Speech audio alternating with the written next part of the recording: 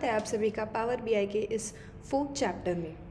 इसके पहले वाली वीडियोस में हमने देखा था कि पावर बीआई होता क्या है, क्यों पावर बीआई होता है, फिर डेटा कनेक्टर्स क्या होते हैं, हम कैसे डेटा को कनेक्ट करते हैं। फिर हमने डेटा ट्रांसफॉर्मेशन के बारे में पढ़ा कि डेटा ट्रांसफॉर्मेशन में क्या क्या चीज़ें होती है जो हम यूज़ कर सकते हैं। उसके आगे हमने देखा कि हमारे पास पाइथन और आर स्क्रिप्ट्स का ऑप्शन था, उसमें से हमने पाइथन स्क्रिप्ट को यूज़ करके एक विजुअलाइजेशन क्रिएट किया था, राइट। तो फिर वो विजुअलाइजेशन कैसे करते, उसके लिए प्री रिक्विजिट्स क्या होते हैं, वो सारी चीज़ें हमने पढ़ी। तो अभी इस वाले वीडियो में हमने देखने वाले हैं कि जॉइंस क्या होता है और उसके टाइप्स क्या होते हैं। जॉइन ये दो टेबल को मर्ज करने के लिए होता है, जोड़े रखने के लिए होता है, ठीक है। तो उसके टाइप्स क्या होंगे वो हमने पढ़ेंगे। तो नेक्स्ट हम पढ़ेंगे कि प्राइमरी की और फॉरेन की क्या होती है। अभी प्राइमरी की, फॉरेन की, ये वाले कंसेप्ट हम यूज़ तो करेंगे नहीं, लेकिन हमें पता होना चाहिए कि प्राइमरी क्या होती है और फॉरेन की क्या होती है। ये बहुत बेसिक है, हमें इसके बारे में जानकारी होना ज़रूरी है। तो इसीलिए फिर हम देखेंगे कि डेटा मॉडलिंग। तो डेटा मॉडलिंग की कैसे जाती है, कहाँ पे डेटा मॉडलिंग होती है पावर बीआई में, वो चीज़ें हम जानेंगे। उसके बाद हम देखेंगे कि नॉर्मलाइज्ड और डीनॉर्मलाइज्ड क्या होता है। मतलब नॉर्मलाइज्ड, डीनॉर्मलाइज्ड ये टेबल्स के पार्ट है कि टेबल नॉर्मलाइज्ड होता है और टेबल डीनॉर्मलाइज्ड भी होता है। तो वो क्या होता है वो हम देखेंगे। कार्डिनलिटी, फिर क्रॉस फंक्शनैलिटी, वो सारी चीज़ें। तो जॉइन क्या होता है। तो जॉइन क्या होता है कि हमें एक टेबल से दूसरे टेबल के साथ रिलेशनशिप बनाना है, और वो कैसे बनाते हैं, किस बेसिस पर बनाते हैं और कौन सी कंडीशंस होती है कि उस बेसिस पे हमें बनाना है उसके उन दोनों में रिलेशन। तो वो सारी चीज़ें हमें जॉइन में पढ़ेंगे। तो जॉइन में क्या होता है कि दो टेबल्स कनेक्ट करने के लिए हमें जॉइंट होता है यूज़ करना। अभी ये जो आप दो सर्कल्स देख रहे हो उसे आप दो सेपरेट टेबल्स का कंसिडर कर लेना। फिर वो मर्ज कैसे किए जाते हैं और कौन सी कंडीशंस होती है और उसे क्यों हम कुछ नाम देते हैं। जैसे कि अभी आप देख सकते हैं कि left outer, right outer, full outer, ये सारे जो नाम हैं तो कैसे होते हैं। तो फिर ये जो आप यहाँ पे देख रहे हैं, left outer, right outer, full outer, inner, ये 6 प्रकार के जॉइंस पावर बीआई में होते हैं। ये वाला कंसेप्ट जब हम मर्ज क्वेरीज कर रहे थे ना, तो वहाँ पे था, देखिए उसमें हमें प्राइमरी की मतलब कॉमन कॉलम निकालना था और उसके बेसिस पे हमें जॉइन सेलेक्ट करना था कि कौन सा जॉइन हमें चाहिए, और उस बेसिस पे वो टेबल मर्ज होने वाले थे। तो वहाँ तो शुरू करते हैं लेफ़्ट आउटर जॉइन से। तो हमने ये तो कंसिडर कर लिया कि हमारे पास दो टेबल्स है, राइट। दो टेबल्स में से कंसिडर कर लो कि ए करके एक कॉलम है, सॉरी ए करके एक टेबल है और बी करके एक टेबल है हमारे पास। तो हमें इन दोनों टेबल्स को मर्ज करना है, जोड़ना है, ठीक है। तो हम कैसे जोड़ेंगे। तो ए में कोई वैल्यू अगर हमारे पास है जो वैल्यू बी में भी कॉमन है, तो उन कॉमन वैल्यूज़ को लेंगे और फिर ज्वाइन करेंगे उन दोनों टेबल्स को। मतलब अपोजिट टू दैट ही, वही कंसेप्ट लेकिन opposite to that right outer join होता है। तो राइट आउटर जॉइन में क्या होता है कि बी में जो भी वैल्यूज़ प्रेजेंट है, बी वाले टेबल में जो भी वैल्यूज़ प्रेजेंट है उसको इम्पोर्टेंस दी जाती है। तो बी टेबल में जो भी वैल्यूज़ हो, अगर हमें दो टेबल को मर्ज करना है तो आप कंसिडर कर लो, अगर दो दोस्त हो उसमें से आपको उन दोनों में दोस्ती क्यों है, अगर वैसे भी आप कंसिडर करोगे तो आपको एग्जांपल समझ में आएगा। अभी वो तो प्रॉपर एग्जांपल नहीं है, ठीक है, लेकिन फिर भी हम कंसिडर कर सकते हैं। बी में जो भी वैल्यूज़ है उसको इम्पोर्टेंस देके, उसको प्रायोरिटी देके हम ए वाले टेबल में से वैल्यूज़ निकालेंगे। ए वाले टेबल्स में से जो भी वैल्यूज़ फिर है, जो भी उससे मैच होती है बी वाले में से टेबल के साथ, उसको लेके हम उन दो टेबल्स को ज्वाइन कर देंगे। तो उसे हम राइट आउटर ज्वाइन कहते हैं। फुल आउटर ज्वाइन क्या होता है कि दोनों में से जितनी भी, अभी यहाँ पे कोई मैच देखना ही नहीं है हमें, बस टेबल को ज्वाइन कर देना है, ओके। तो वैसे वाला कंसेप्ट फुल आउटर ज्वाइन में आता है, मतलब सभी वैल्यूज़ ले लो। तो अभी इनर ज्वाइन क्या होता है कि इनर जॉइन में क्या होता है कि दो टेबल्स है और उनमें से सिर्फ कॉमन वैल्यूज़ को ही लेना है हमें।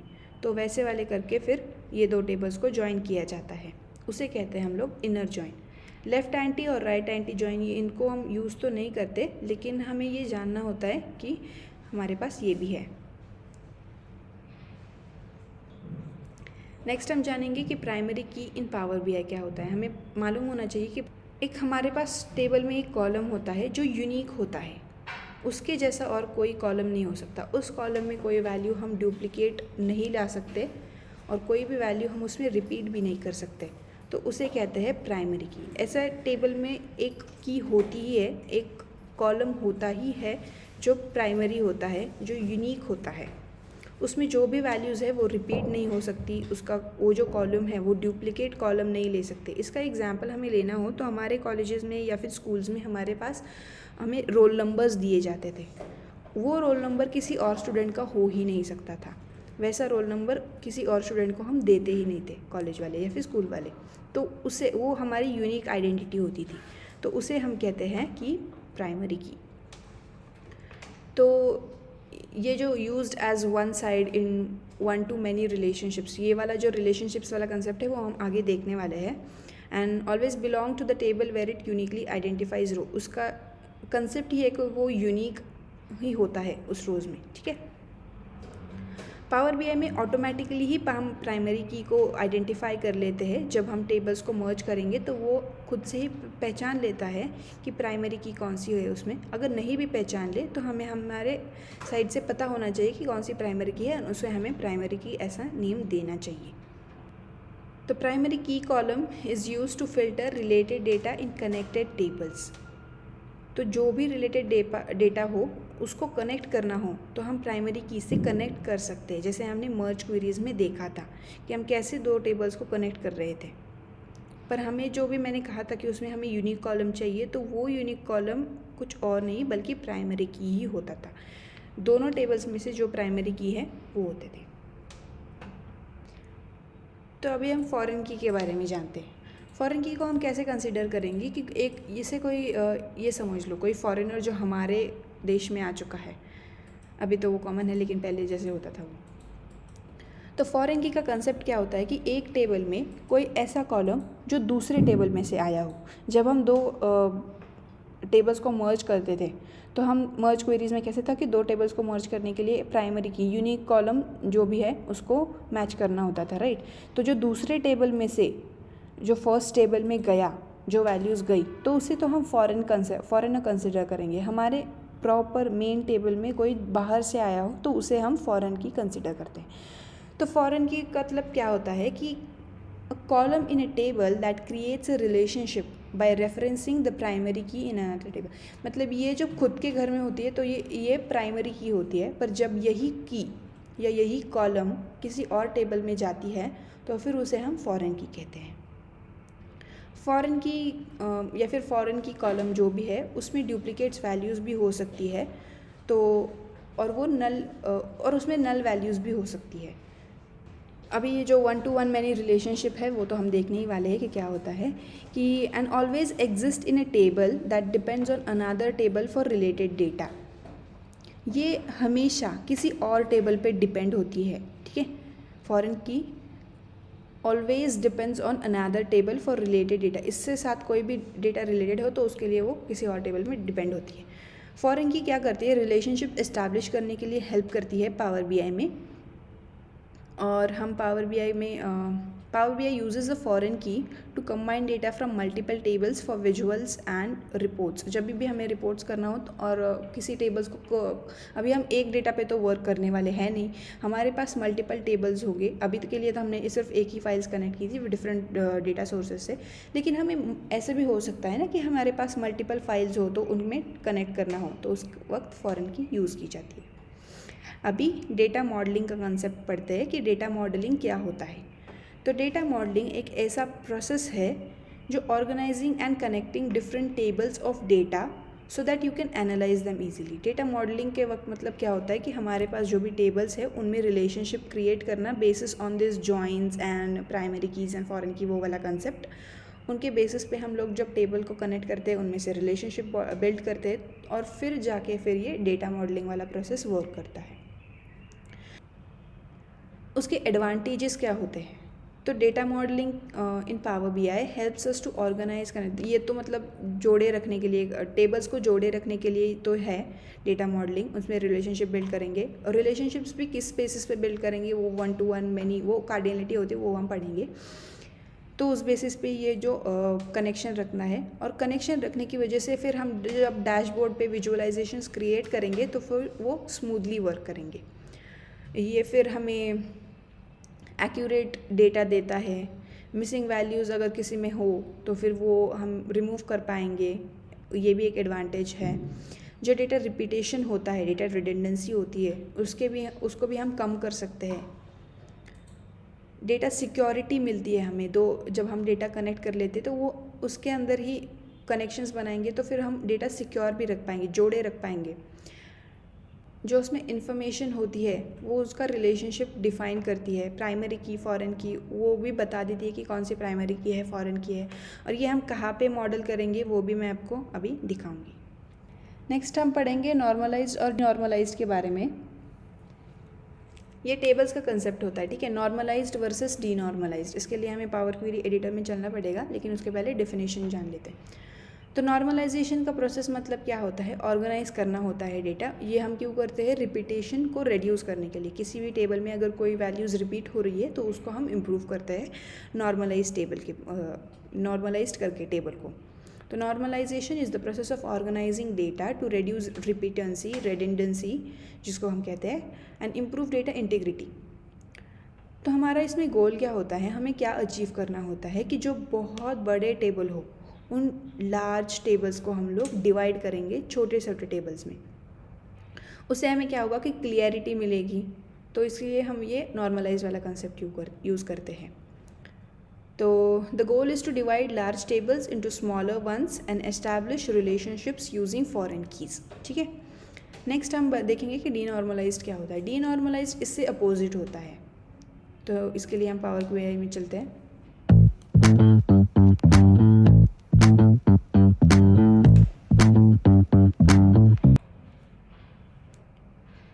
ये हमने पिछली वीडियो में एक स्क्रिप्ट्स की मदद से विजुअलाइजेशन किया था। हमने प्रॉफिट का विजुअलाइजेशन बनाया था।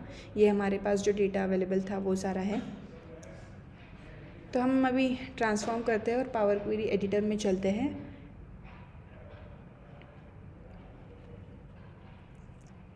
यहाँ पे हमारे पास ये जो डेटा है, इसमें यहाँ से हम लोग कोई एक टेबल सेलेक्ट कर लेंगे और उसके ऊपर नॉर्मलाइज्ड वाला कंसेप्ट यूज़ करेंगे, ठीक है।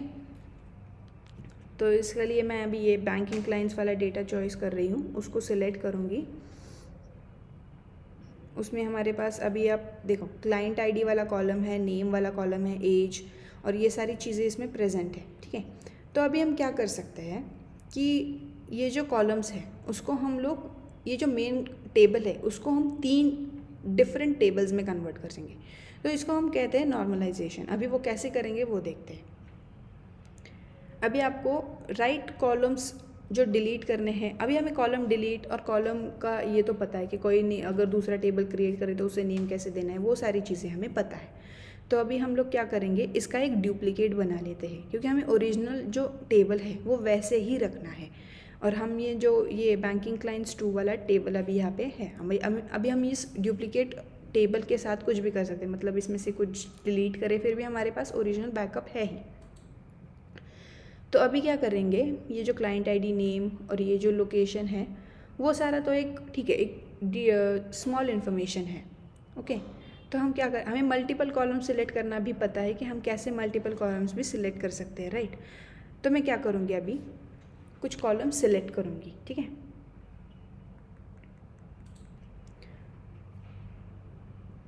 अभी इसका एक और डुप्लीकेट बना लेते हैं, क्योंकि हमें कुछ डिलीट करना है, कुछ रखना है, तो इसीलिए अब मल्टीपल कॉलम सिलेक्ट करते हैं। आप यहाँ से भी कर सकते हैं, और आपको एक और ऑप्शन है जो रिबन में हमारे पास होता है, वो भी आप कर सकते हैं। ये मैंने अभी शिफ्ट प्रेस करके रखा है, एंड फिर I am selecting multiple columns. तो अभी मैं क्या कर रही हूँ, इनको रिमूव कर दिया है मैंने, उन कॉलम्स को, मल्टीपल ही कॉलम्स को सिलेक्ट करके मैंने डिलीट कर दिया है, ठीक है। तो अभी हमारे पास कितने कॉलम्स बचे हैं, ये सारे कॉलम्स जो है वो सारे बचे हैं। अभी ये जो बैंकिंग और एस्टैब्लिश्ड इंक्रीज्ड जो भी है वो हम कॉलम्स उनको भी हम लोग क्या करेंगे, डिलीट कर देंगे।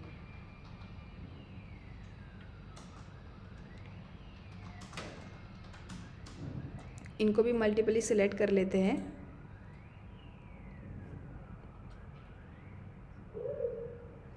तो अभी आप डिलीट कर दो, या फिर रिबन में भी ऑप्शन होता है रिमूव करके, रिमूव कॉलम्स करके उसको भी क्लिक कर दोगे तो भी ये रिमूव होने वाली है।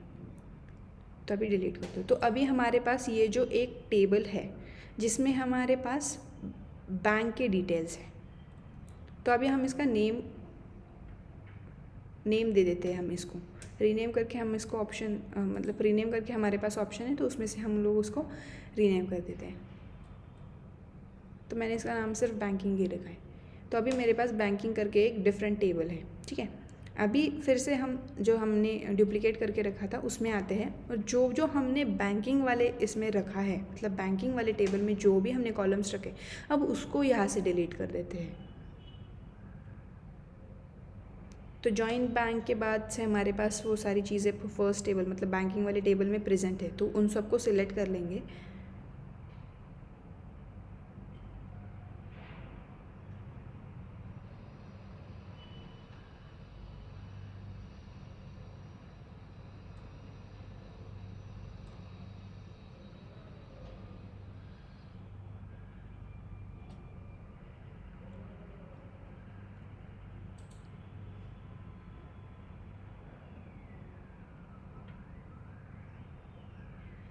तो अभी इनको डिलीट कर देते हैं।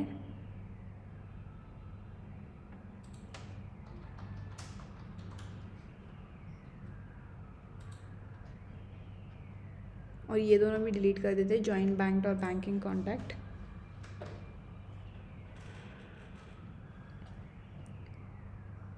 अभी इस टेबल को भी हम 2 डिफरेंट टेबल्स में डिवाइड कर सकते हैं, राइट। तो अभी फिर से इसको रीनेम कर देते हैं।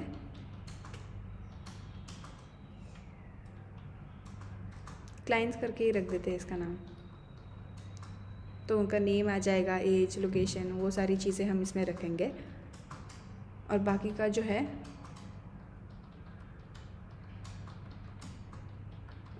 फिर से बैंकिंग क्लाइंट का एक और डुप्लीकेट बना लेते हैं। और यहाँ से जो क्लाइंट्स की इन्फॉर्मेशन थी, मतलब जो client ID, name, age and वो सब सारी चीज़ें हैं, उसको हम डिलीट कर देंगे। और जो भी हमारे पास बैंकिंग में भी था उन कॉलम्स को भी हम लोग डिलीट कर देंगे।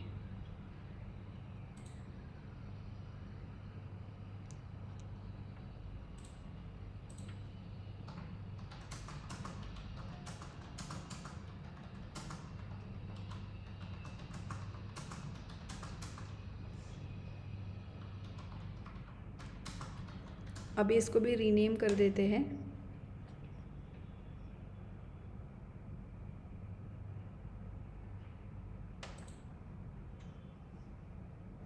तो ये जो हमने एक टेबल को 3 डिफरेंट टेबल्स में कन्वर्ट किया, इसको नॉर्मलाइजेशन कहते हैं। ये नॉर्मलाइजेशन क्यों करते हैं? रिपीटेंसी रिड्यूस कर सकते हैं हम इसकी वजह से।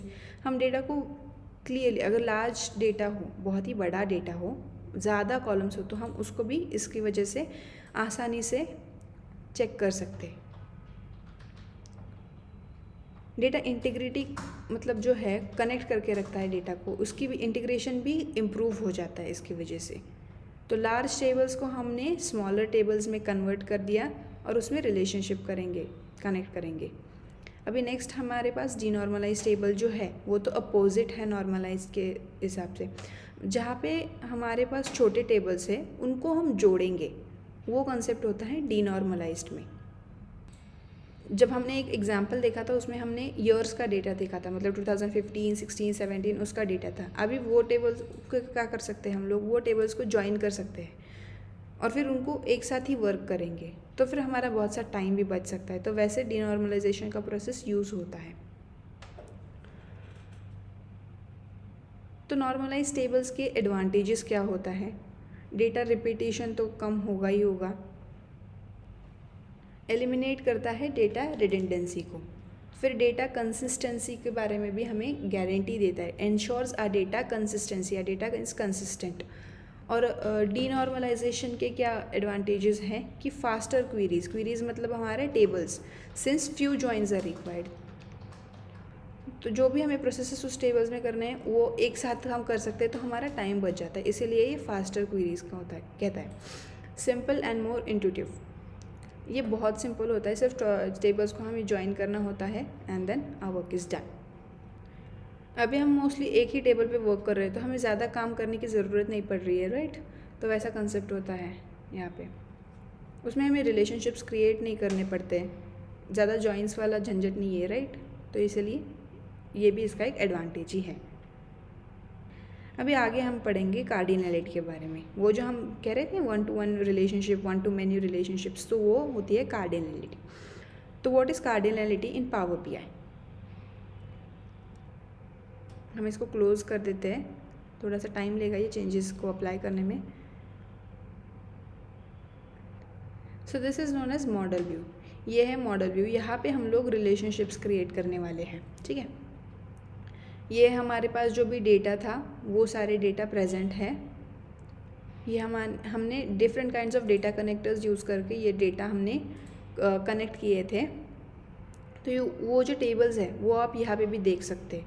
ये सारे टेबल्स हमने और डिफरेंट डेटा कनेक्टर से कनेक्ट किए थे, इसलिए इनके बीच में कोई रिलेशनशिप बनाना ही है, और या फिर पावर बीआई में खुद से आइडेंटिफाई भी नहीं कर पाया है एक दूसरे के साथ रिलेशनशिप्स क्या होते हैं इनके। तो वो वाला कंसेप्ट है यहाँ पे। सेल्स डेटा मूवीज़ के साथ कुछ कनेक्टेड नहीं था, वैसे है। तो कुछ और है मेरे पास एक और फाइल, वो मैं ओपन करती हूँ, या ठीक है। यहाँ पे देखो, यहाँ पे 4 टेबल्स प्रेजेंट हैं और वो एक साथ कनेक्टेड है। ये जो कनेक्शन है, ये जो रिलेशनशिप बिल्ड किया हुआ है, वो पावर बीआई ने खुद से किया हुआ है। जो इसने आइडेंटिफाई कर पाया वो उसने खुद से कर भी लिया है। अगर हमें रखना है तो हम रख सकते हैं ये रिलेशनशिप्स, या फिर हम डिलीट भी कर सकते हैं।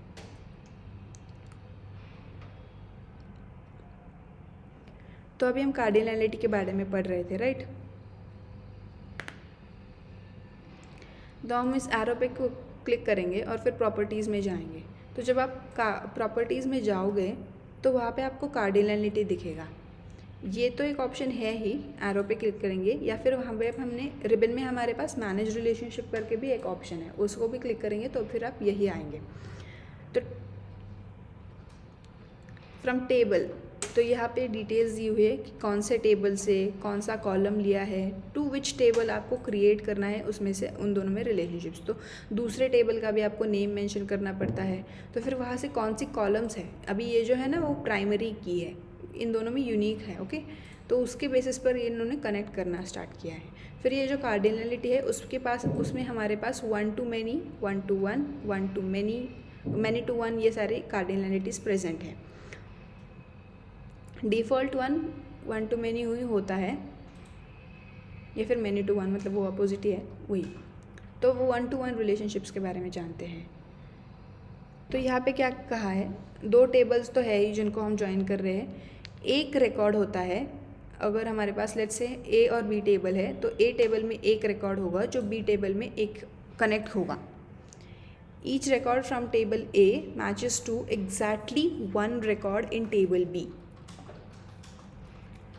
और ये यूनिक होता है, ओके। यूनिकली टेबल को स्टोर करता है। हमने देखा कि प्राइमरी की ही थी, प्राइमरी कॉलम ही था वो जो कनेक्ट हो चुका था। तो उसमें जो रिलेशनशिप इस्टेब्लिश हुआ वो 1-to-1 था। यहाँ पे ये 1-to-1 मतलब एक ही वैल्यू होगी और दूसरे टेबल में भी एक ही वैल्यू होगी। उसका यूज़ केस क्या होता है कि जो भी सेंसिटिव डेटा हो in separate tables for security purpose, हम 2 टेबल्स में कर सकते हैं, लेकिन सिक्योरिटी भी मेंटेन रहती है इसकी वजह से। आगे देखते हैं, हमारे पास 1-to-many वाला रिलेशनशिप है जो कार्डिनैलिटी है, वो कैसे डिनोट की जाती है, 1 और फिर स्टार से डिनोट की जाती है। मैनी का सिंबल स्टार है, ओके। 1 का तो 1 ही दिखते हैं। तो किसी टेबल में एक यूनिक कॉलम हो और फिर दूसरे टेबल में फॉरेन की हो। फॉरेन की में एज डुप्लीकेट कॉलम्स हो सकती है, डुप्लीकेट वैल्यूज़ हो सकती है, राइट। यहाँ पे आप देखो कि 1-to-many रिलेशनशिप कैसा दिखता है। पिज़्ज़ा डिटेल्स में एक है, मतलब जो भी कॉलम है वो प्राइमरी है, दूसरे टेबल में वो मैनी है।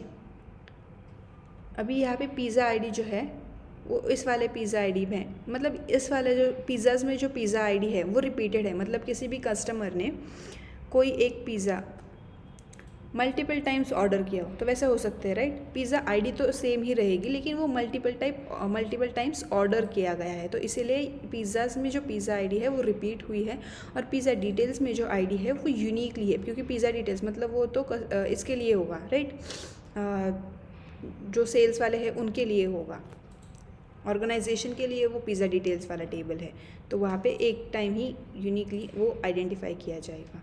और ये फिर इनका रिलेशनशिप वैसे किया गया है, उस कार्डिनलिटी को हम कहते हैं वन टू मैनी रिलेशनशिप।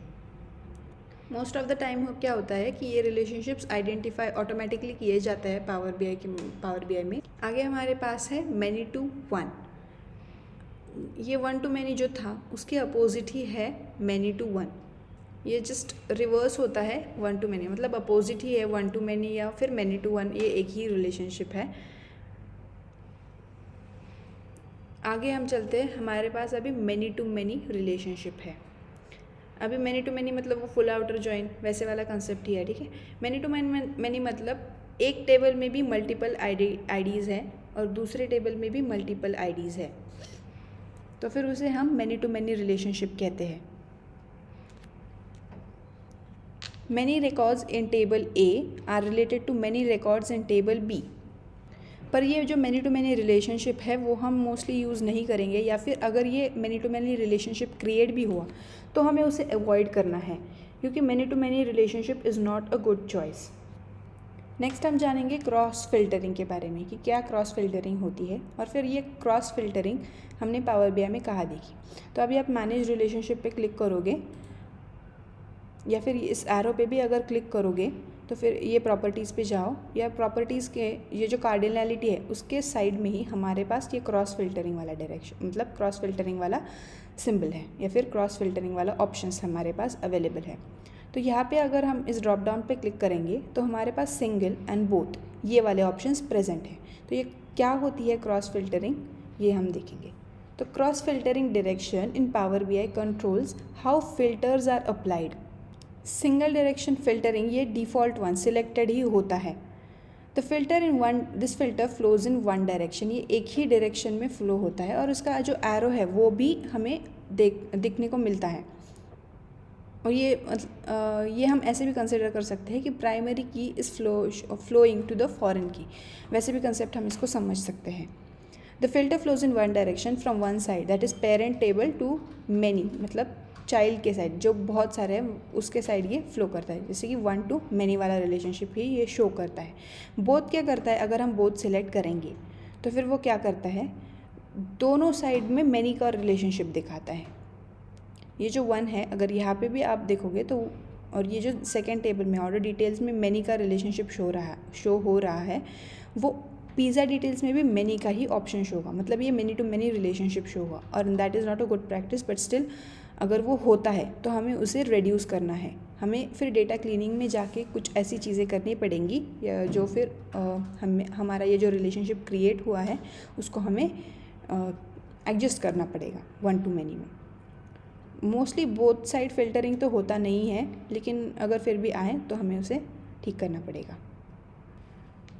तो ये मैंने कुछ प्रोज और कॉन्स निकाल के रखे थे, प्रॉफिट्स एंड लॉस कह सकते हैं आप इसे, और उसकी एक यूज़ केस। तो सिंगल साइड डायरेक्शन अगर हो तो उसका क्या होता है कि बेटर परफॉर्मेंस और क्यूरीज जो है, मतलब जो हमारे टेबल्स है वो फास्टर परफॉर्मेंस करते हैं, लेकिन उनकी फ्लेक्सिबिलिटी लिमिटेड ही है, और ये मोस्टली स्टार स्कीमा के लिए यूज़ किया जाता है। अभी ये स्टार स्कीमा क्या है वो हम अभी देखेंगे आगे। बोथ द डायरेक्शंस में क्या होता है कि ये more flexible in inter reactions, जब भी टेबल अगर दोनों साइड से कनेक्टेड हो तो ये मोर फ्लेक्सिबल होता है इंटर रिएक्शन के लिए। इंटर रिएक्ट फास्टली हो जाता है, फ्लेक्सिबल होता है। इसका परफॉर्मेंस स्लो हो सकता है अगर ये दोनों साइड से कनेक्टेड हो, और ये मैनी टू मैनी रिलेशनशिप में यूज़ किया जाता है वेयर हमें दोनों साइड से फिल्टरिंग चाहिए होती है टेबल्स में, तो ये एक इसका यूज़ केस होता है। तो अभी हम जानते हैं फैक्ट टेबल क्या होता है। तो फैक्ट टेबल न्यूमेरिकल डेटा होता है उसमें, and measurable matrices that can be aggregated, मतलब इनको हम अगर उसमें सिर्फ न्यूमेरिकल डेटा प्रेजेंट है तो उस पर हम एग्रीगेशन के वैल्यूज़ लगा सकते हैं, राइट। सम एंड मैक्स वो सारी चीज़ें हम उसके साथ कर सकते हैं। तो फैक्ट टेबल ये बहुत इंपॉर्टेंट होता है, ओके। तो हमारे पास कितने टाइप्स के फैक्ट टेबल है, वो एक एडिटिव फैक्ट टेबल है, सेमी एडिटिव फैक्ट टेबल है, नॉन एडिटिव फैक्ट टेबल होता है और फैक्टलेस फैक्ट टेबल भी होता है। एडिटिव फैक्ट में क्या होता है कि हम उस पर कोई भी एग्रीगेशन परफॉर्म कर सकते हैं, दैट इज़ कि मिन मैक्स काउंट वो सारी चीज़ें हम एडिटिव फैक्ट में कर सकते हैं। सेमी एडिटिव फैक्ट में क्या होता है कि हमारे पास लिमिटेशंस होते हैं, हम लोग प्रॉपर पूरे वो जो एग्रीगेशन फंक्शंस होते हैं वो सारे उस पर परफॉर्म्स नहीं कर सकते, ठीक है। और सेमी एडिटिव में हमारे पास थोड़े लिमिटेड फंक्शंस होते हैं। नॉन एडिटिव तो खुद से ही बता रहा है कि उसमें एग्रीगेशन फंक्शंस ही हम लोग परफॉर्म नहीं कर सकते, नॉन एडिटिव फैक्ट टेबल।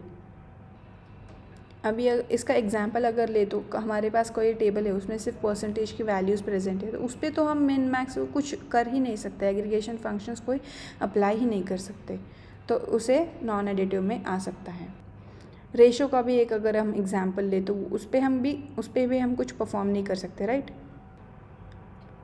अभी कोई ऐसा टेबल हो जिसमें कुछ मेजर ही प्रेजेंट ना हो, मतलब टेक्स्ट वैल्यूज, स्ट्रिंग वैल्यूज़ या फिर वैसा वाला कोई अगर टेबल हो, नेम हो, उस पर तो कुछ हम कर ही नहीं सकते, राइट। यूनिक हो, लेकिन उसमें टेक्स्ट वैल्यूज़ हो और वो यूनिक हो, तो फिर उसे हम फैक्टलेस फैक्ट टेबल कंसिडर कर सकते। उस पर कोई भी एग्रीगेशन परफॉर्म करने वाला कंसेप्ट ही नहीं आएगा अगर वो टेक्स्ट वैल्यूज़ हो, तो उसे हम फैक्टलेस फैक्ट टेबल कहते हैं। और ये फैक्टलेस फैक्ट टेबल मोस्टली कहाँ यूज़ करता है, अगर हमारे पास मैनी टू मैनी कार्डिनलिटी वाला कंसेप्ट प्रेजेंट है, उसे अगर हमें सॉल्व करना है तो हम ये फैक्टलेस फैक्ट टेबल यूज़ करते हैं। फैक्टलेस फैक्ट का एग्जांपल अगर हम ले तो एक टेबल में हमारे पास सिर्फ आईडी और डेट प्रेजेंट है, तो उसे हम फैक्टलेस फैक्ट टेबल कह सकते हैं। तो अभी हम जानते हैं कि डायमेंशनल टेबल क्या होता है। तो डायमेंशन टेबल में फैक्ट टेबल के बारे में जानकारी होती है। फैक्ट टेबल के बारे में और भी ज़्यादा डिस्क्रिप्टिव डेटा अगर हमें चाहिए हो तो वो हमारे पास डायमेंशन टेबल में होता है। तो the dimension table contains descriptive data that provide context to the fact table. Fact table को अगर वैल्यू, फैक्ट टेबल में सिर्फ न्यूमेरिकल डेटा होता है और इम्पॉर्टेंट डेटा होता है, तो वो अगर हमें चाहिए हो और उसके रिलेटेड और उसके अलावा भी अगर हमें कुछ और कॉलम्स चाहिए हो तो वो हम डायमेंशन टेबल में देखते हैं। तो ये फ़िल्टरिंग, ग्रुपिंग एंड स्लाइसिंग करने में हेल्प करता है, ओके। फ़िल्टरिंग कोई हम लगा सकते हैं उस पर फ़िल्टर, एंड वो सारी चीज़ें हम कर सकते हैं। तो स्कीमा क्या होता है पावर बीआई में? A schema in power BI refers to the structure of data model. मतलब अभी हमने पावर व्यू में जो देखा था, टेबल्स थे उनको कनेक्ट किया था, लेकिन वो जो कनेक्ट किए थे वो प्रॉपरली कनेक्टेड नहीं थे, सिर्फ हमने कनेक्ट किए थे, उनका एक स्ट्रक्चर हमने क्रिएट नहीं किया था, वो प्रॉपरली प्रेजेंट करने लायक नहीं थे। तो वो किस फॉर्मेट में ऑर्गेनाइज करेंगे, किस स्ट्रक्चर में ऑर्गेनाइज करेंगे, वो ये स्कीमा वाला कंसेप्ट होता है। Schema include fact tables, dimension tables, relationships and keys that helps in efficient querying and reporting. इसकी वजह से हम लोग क्वेरीज़ का कनेक्शन एंड रिपोर्ट करने में हमें बहुत मदद मिलती है। तो पावर बीआई में देखते हैं, तो ये जो टेबल हमारे पास है, ये जो कनेक्टेड है, ये प्रॉपरली एक स्ट्रक्चर में नहीं है, ठीक है। तो इनको स्ट्रक्चर में लाएंगे और फिर वो कैसा स्ट्रक्चर होता है, तो इनमें से ना फैक्ट टेबल हमें खुद से आइडेंटिफाई करना होता है, डायमेंशन टेबल भी खुद से आइडेंटिफाई करना है और उसको अरेंज करना पड़ता है, तो इसे हम स्कीमा कहते हैं। तो हमारे पास स्कीमास कितने प्रेजेंट है, उसमें से पहला स्कीमा है स्टार स्कीमा। स्टार स्कीमा में क्या होता है कि हमारे पास जो भी फैक्ट टेबल है उसको हमने आइडेंटिफाई कर लिया और वो और बाकी के जो डायमेंशन है वो साइड में होते, फैक्ट टेबल बीच में होता है, और ये एक स्टार टाइप का शेप या फिर स्ट्रक्चर प्रेजेंट करते हैं। उसमें मिडल में फैक्ट टेबल होगा और उसमें सिर्फ न्यूमेरिकल और फिर इम्पॉर्टेंट वैल्यूज़ ही प्रेजेंट होगी या फिर इम्पॉर्टेंट कॉलम्स ही प्रेजेंट होंगे। तो इस स्ट्रक्चर को हम कहेंगे कि डायमेंशनल टेबल हो, या इस स्ट्रक्चर को हम कहेंगे कि स्टार स्कीमा है। स्टार स्कीमा में ये जो साइड वाले टेबल्स है उसको हम कहते हैं डायमेंशनल टेबल्स। और अगर हमें टेबल्स को स्ट्रक्चर में अरेंज किया तो उसे कहते हैं स्टार स्कीमा। फैक्ट टेबल इसकी जान होती है और डायमेंशनल टेबल्स बाकी के सारे टेबल्स है सिर्फ। आगे हमारे पास है स्नोफ्लेक स्कीमा। तो ये स्नोफ्लेक स्कीमा क्या होता है? एक्सटेंशन होता है स्टार स्कीमा का। मतलब स्टार स्कीमा तो प्रेजेंट ही है इसमें, लेकिन हमारे पास और भी टेबल्स हैं जो हमें रिप्रेजेंट करने हों। स्टार्स का फॉर्मेशन तो ख़त्म हो गया, लेकिन आगे फिर वो जो टेबल्स बचे उनका क्या करेंगे?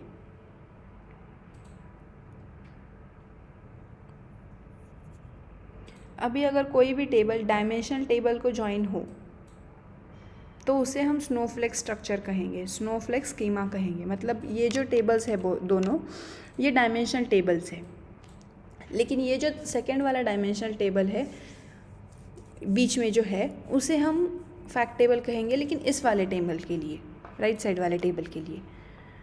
यहाँ पे क्या हुआ है? Dimensional table is connected to the fact table and a fact table is also dimensional table which is connected to the main fact table. तो नेक्स्ट हमारे पास है फ्लैट स्कीमा। फ्लैट स्कीमा के लिए मेरे पास एक एग्जांपल है। अभी हमारे पास यहाँ पे बहुत सारे डेटाज प्रेजेंट है, राइट। अगर कंसिडर करो कि हमारे पास सिर्फ एक फ़ाइल हो, सिंगल फाइल हो, तो वो तो फिर एक ही टेबल क्रिएट होगा, राइट। और फिर वो किसी के साथ तो कनेक्ट होगा ही नहीं। सिंगल टेबल है तो फिर वो क्यों किसी के और टेबल के साथ कनेक्ट होगा? तो फिर वो क्या होता है, उसे हम फ्लैट स्कीमा कहते हैं। अगर हमारे पास बाकी के टेबल्स ही ना होते, सिर्फ ये मूवीज़ वाला प्रेजेंट होता टेबल, तो फिर उसे तो कोई कार्डिनलिटी, रिलेशनशिप, जॉइंट्स, उसका तो कोई फंडा ही नहीं आता इसके साथ।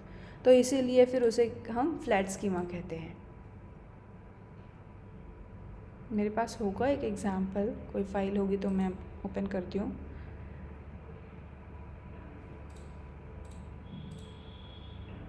तो अभी यहाँ पर मेरे पास सिर्फ एक फ़ाइल प्रेजेंट है, दैट इज़ डेटा प्रोफेशनल, वो वाला डेटा सेट प्रेजेंट है।